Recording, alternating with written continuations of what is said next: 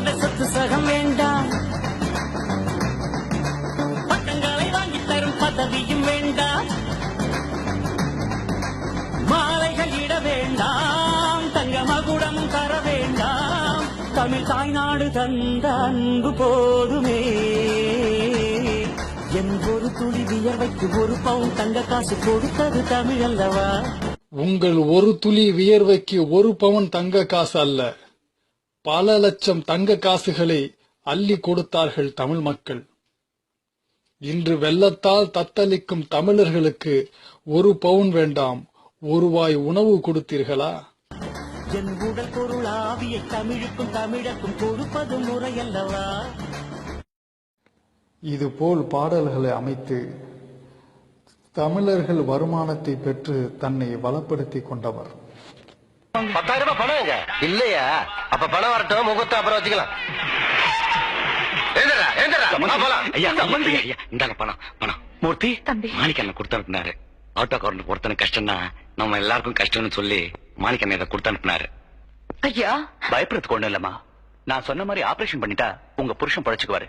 ஆமா, 20,000 ரூபாய் செலவாகும் சொன்னேன், ஏற்பாடு பண்ணிட்டீங்களா? நீங்க 20,000 ரூபாய் கேட்டா நாங்க எங்கேயா போவோம்? எங்கேயும் போக வேணாம் தாயே, இதோ இருக்கு. இந்தாங்க டாக்டர். அண்ணா இந்த பணம் மாணிக்கம் கொடுத்து அனுப்பிச்சாரு. ஆபரேஷன் முடிகிற வரைக்கும் கூடவே இருந்து கவனிச்சுட்டு வர சொன்னாரு. அவர் நல்லா இருக்கணும்னு நாம என்ன சொல்றது தாயே, அதான் நாடே சொல்லுத. அவருங்க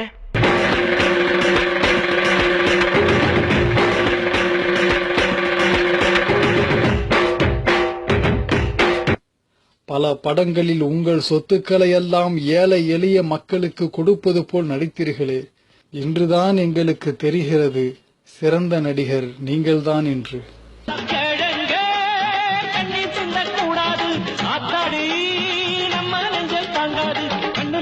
நெஞ்சில பாரமும் உள்ளவையாருக்கு நல்லது பண்ணது ராஜாவுக்கு ராஜா நான்டா. இன்று வீடு வாசலை இழந்து தவிக்கும் மக்களுக்கு தண்ணீர் கூட கொடுக்காமல் விலகிக் கொண்டீர்கள். ஹைதராபாத்தில் இருக்கும் உவைசி தமிழ் மக்கள் வெள்ளத்தால் அடித்து செல்வதை பார்த்து உதவி செய்தார்கள்.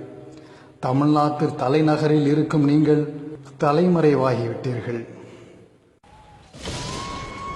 இதோ இந்த காட்சியெல்லாம் வெளிநாடுகளிலோ அண்டை மாநிலங்களிலோ நடக்கவில்லை, நம் தமிழ்நாட்டில்தான் நடந்து கொண்டிருக்கிறது.